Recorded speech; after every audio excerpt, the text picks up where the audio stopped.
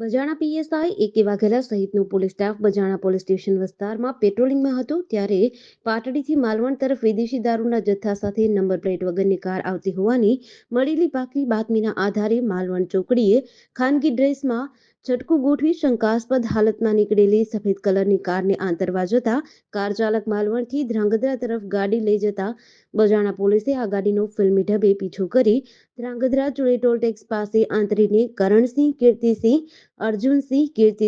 અર્જુનસિંહ જેણુભા અને સંદેશસિંહ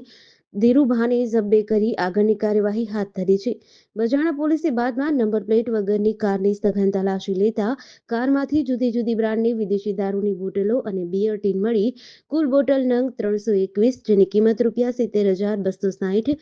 2 મોબાઈલ કિંમત ₹10,000 અને નંબર પ્લેટ વગરની સફેદ રંગની સ્વિફ્ટ કાર જેની કિંમત 5 લાખ કુલ મળી ₹5,80,260નો મુદ્દામાલ જબ્બે કરી પકડાયેલા ચારેય આરોપીઓ સહિત દારૂનો જથ્થો મોકલનાર લાલજીભાઈ અને દારૂનો જથ્થો મંગાવનાર મોરબીના ઈસમ મળી તપાસમાં જેના નામ ખુલે એની વિરુદ્ધ બજાણા પોલીસ મથકે દારૂ અંગેનો ગુનો દાખલ કરી વધુ તપાસ હાથ ધરી છે. જીડીસી ન્યૂઝ સાથે જયેન્દ્રસિંહ ઝાલા, લખતર.